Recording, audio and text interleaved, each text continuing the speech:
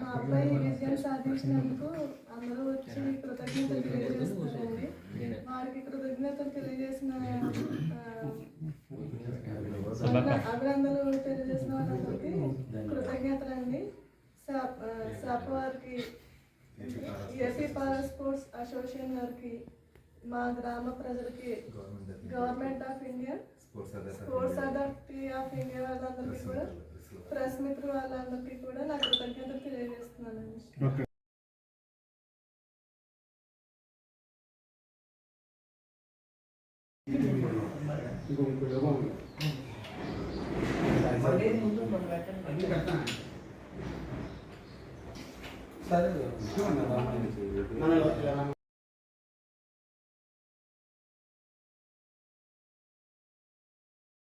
నా పేరు బుడిగిన ఆర్వీవి భవానీ కార్తిక్. నేను జంగారెడ్డిగూడెం, ఏలూరు జిల్లా నుంచి అండి. నా కెరీర్ స్టార్ట్ అయింది 2019లో స్టార్ట్ అయింది, 2019. నేను 2019లో రోయింగ్లో జాయిన్ అవ్వడం జరిగింది. అక్కడ నుంచి 2 years పాటు రోయింగ్ నేర్చుకొని మధ్యలో లాక్డౌన్ వల్ల బోట్స్ క్లోజ్ అవ్వడం వల్ల అక్కడి నుంచి స్విమ్మింగ్లోకి రావడం జరిగింది.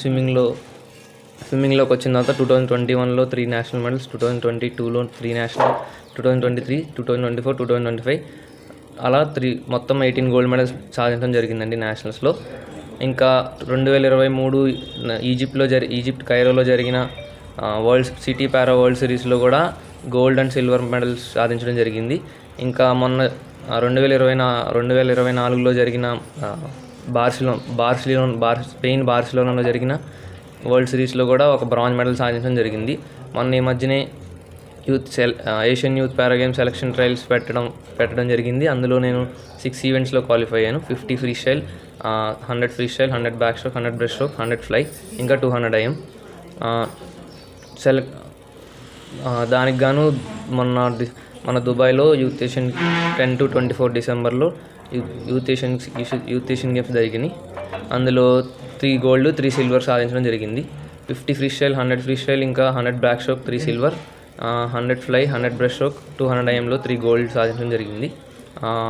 ఆల్ ఓవర్ మొత్తం యూత్ ఏషియన్ గేమ్స్లో 45 కంట్రీస్ నుంచి వచ్చారు.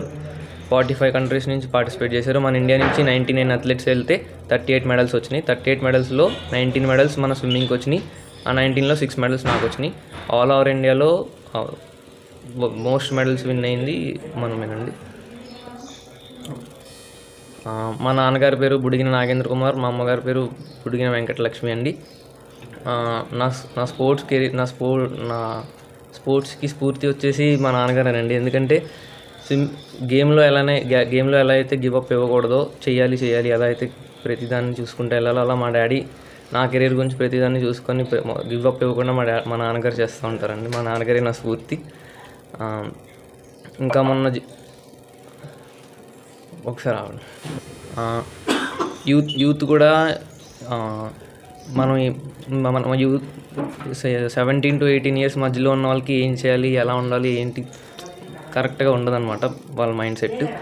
అలాంటి టైంలో ఏం చేయాలంటే మనం ఒక విషయాన్ని పట్టుకోవాలి, బాగా రీసెర్చ్ చేసి ఏది మనకు పని అవుతుంది, ఏది బాగా రాణించగలం ఫ్యూచర్లో అని ఒక పట్టుకొని దాన్నే కన్సిస్టెంట్గా డిసిప్లిన్గా తీసుకెళ్తూ ఉంటే మనం విజయం సాధిస్తాం. ఎప్పుడైనా సరే డిసిప్లిన్ బీట్స్ మోటివేషన్. డిసిప్లిన్ అంటే మామూలుగా సాధారణంగా జిల్లా రాష్ట్ర స్థాయిలో ఎంపిక అవడం అనేది అసాధారణమైంది.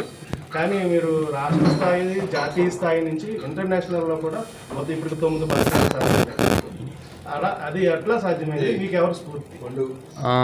ఫస్ట్ నాకు చిన్నప్పటి నుంచి స్పోర్ట్స్ అంటే చాలా ఇంట్రెస్ట్ అండి. ఎందుకంటే నేను చెస్లో స్టేట్ ప్లేయర్ని, ఇంకా క్రికెట్, ఇంకా ఫుట్బాల్ అలాంటి చాలా గేమ్స్ జాయిన్ అవ్వడం జరిగింది. జాయిన్ అయ్యి లాస్ట్కి రోయింగ్లోకి రావడం జరిగింది. రోయింగ్ నుంచి స్విమ్మింగ్కి వచ్చాను. స్విమ్మింగ్లో స్విమ్మింగ్ని నా కెరీర్గా చూస్ చేసుకున్నాను. అదే నాకు ప్యాషన్గా చూస్ చేసుకుని దాని మీదే డిసిప్లిన్గా కన్సిస్టెంట్గా వెళ్తున్నాను. మా డాడీ నాకు చాలా సపోర్ట్ చేస్తారండి వెనకాల. మా డాడీ సపోర్ట్ లేనిదే నేను వెళ్ళలేను. ఎందుకంటే ప్లేయర్కి ఏంటంటే ఓన్లీ గేమ్ మీద కాన్సన్ట్రేషన్ ఉండాలి, మిగతా వీటి మీద ఉండకూడదు. నా కాన్సన్ట్రేషన్ ఓన్లీ గేమ్ అయితే మిగిలిన వెనకాలంతా మా డాడీయే చేస్తారండి. కోచ్ పేరు వచ్చేసి జాన్ సిద్దిక్ అండి. నేను హైదరాబాద్లో నేర్చుకుంటున్నాను ప్రైవేట్ అకాడమీలో. నా కోచ్ వచ్చేసి జాన్ సిద్దిక్ గారు అండి.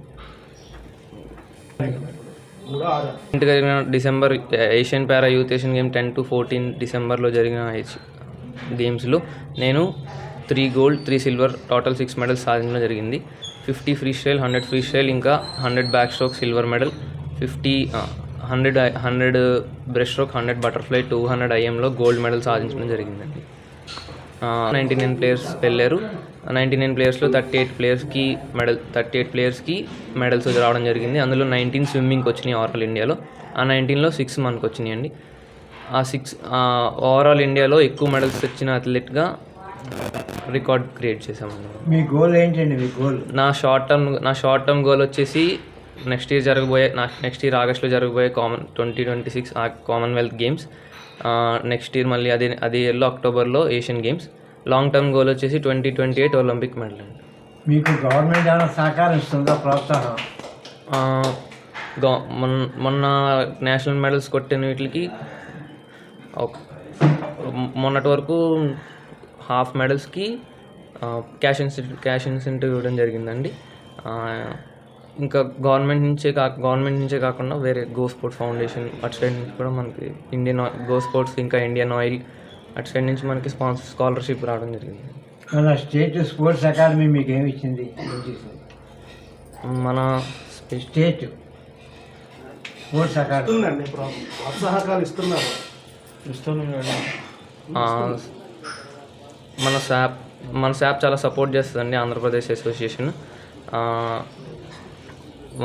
Medals last time Gwalior Udaipur వరకు జరిగిన నేషనల్స్ వరకు క్యాష్ ఇన్సెంటివ్స్ బాగా ప్రకటించారండి. ఇప్పుడు కూడా ఇంకా కొన్ని రోజుల్లో ఇస్తారు.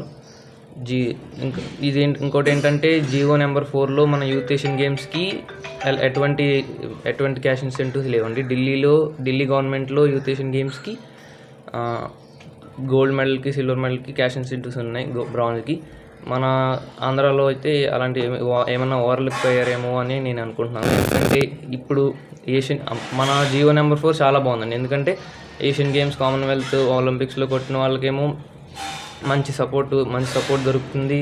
బాగా అంటే మంచి మెడల్స్ ఇస్తున్నారు. యూత్ ఏషియన్ పారా గేమ్స్లో ఉన్న వాళ్ళు కొట్టిన వాళ్ళకి కూడా ఏమన్నా క్యాష్ ఇన్సెంటివ్స్ వస్తే వాళ్ళకి కూడా ఒక ప్రోత్సాహంగా ఉంటుంది, సపోర్ట్ దొరుకుతుంది. ఎందుకంటే స్టార్టింగ్ స్టేజ్లోనే మనం వాళ్ళని లిఫ్ట్ చేయాలి. తర్వాత ఎలాగో స్కాలర్షిప్స్, స్పాన్సర్స్ వచ్చి వాళ్ళు చూసుకుంటారు. స్టార్టింగ్ స్టేజ్లో మనం కొంచెం సపోర్ట్, ఎంకరేజ్మెంట్ ఇవ్వగలిగితే తర్వాత ఇంకా వాళ్ళు ముందుకెళ్ళడానికి. ప్రస్తుతం ఏం చదువుతున్నారు? నేను ప్రస్తుతం degree first year BA Nagarjuna యూనివర్సిటీలో చదువుతున్నానండి, గుంటూరు. కొరియా, జపాన్, చైనా చిన్న పిల్లలు సార్, వాళ్ళు ఇచ్చే టైమింగ్స్ చూస్తుంటే ఎన్ని అద్భుతాలు చేస్తారో రేపొద్దు సీనియర్స్ అయ్యాక వీళ్ళు. మాకు 3 మెడల్స్ సిల్వర్ వచ్చినాయి కదా సార్. ఆ సిల్వర్ నుంచి గోల్డ్ మిస్ అవ్వడానికి ఫ్రాక్షన్ ఆఫ్ సెకండ్సే తేడా. ఎంత అది ఫ్రాక్షన్ ఆఫ్ సెకండ్స్? ఒక దాంట్లో ఎంత? గోల్డ్ మెడల్ వచ్చేసి 26.11 అండి. డిఫరెన్స్ చెప్పేసి 0.10 మిల్లీ సెకండ్స్లో గోల్డ్ మిస్ అయ్యామండి. ఇంకొక దాంట్లో 0.3 0.03 3 మిల్లీ సెకండ్స్. అంటే టైం విలువ నాకు అక్కడ తెలిసిందండి నిజానికి. మన ఇక్కడ గంటలు నిమిషాలు మనం వేస్ట్ చేసేస్తూ ఉంటాం కదా. ఇది మిల్లీ సెకండ్స్, జస్ట్ టచ్ అవ్వటంలోనే ఇద్దరు సమానంగానే దాటారు. లైన్ దాటాక మళ్ళీ ఒక 5 meters ఉంటుంది, అక్కడ టచ్ ఉంటుంది. టచ్ అవ్వాలి. అది ఇంటర్నేషనల్ పూల్ అండి, అది ఒలింపిక్ పూల్. అది టచ్ అయ్యేసరికి ఫ్రాక్షన్ ఆఫ్ సెకండ్, అంటే మన కంటి రెప్ప వేసి తీసేంత దూరంలో గోల్డ్ మిస్ అయింది సార్. అంటే ఎలా కష్టపడుతున్నారు పిల్లలు, ప్లేయర్స్ ఏ విధంగా వాళ్ళు అక్కడ రాణిస్తున్నారు ఇంటర్నేషనల్ లెవెల్లో. వాళ్ళకు ఉన్నటువంటి ఫెసిలిటీస్ కానీ అసలు అక్కడ అది అద్భుతం అండి. ఆ ఇంటర్నేషనల్ స్విమ్మింగ్ పూల్ చూస్తే అద్భుతం అనమాట. అలాంటి పూల్ నేనైతే చాలా తిరిగాం, కానీ మేము ఇంతవరకు నేను అలాంటి పూల్ చూడాలి. అలాంటి పూల్లో నేర్చుకున్న పిల్లలు కానీ ఇంటర్నేషనల్ లెవెల్లో ఇంటర్నేషనల్ అకాడమీస్లో మా ఉద్దేశం ఏంటంటే సార్, ఇంత దూరం వచ్చాడు కాబట్టి వీడిని ఇంకొంచెం స్మార్ట్గా టెక్నికల్గా రాణించేలాగా ఇంటర్నేషనల్ పూల్లో ఇంటర్నేషనల్ కోచ్తో 1-to-1 కోచ్, అంటే వీడు ఒక్కడికే ఒక కోచ్, కనీసం గంట చెప్పినా నాకు చాలు. ఒక గంట చెప్పినా వాడికే ఒక గంట, మిగతా గ్రూప్లో కలిపి మిగతా చేసిన పని ఒక గంట వాడికి కేటాయించాలి, ఫిట్నెస్లో కానీ స్విమ్మింగ్లో కానీ. అలా 1-to-1 కోచింగ్, ఇంటర్నేషనల్ పూలు, ఇంటర్నేషనల్ కోచ్తో కనుక ఒక 10 to 12 months కనుక నేను చేయగలిగితే, I promise you to India, not only వీడికో మన వరకు మన మిత్రులుగా కాదు, నేను ఇండియాకే నేను ప్రామిస్ చేస్తాను. డెఫినెట్గా కామన్వెల్త్లో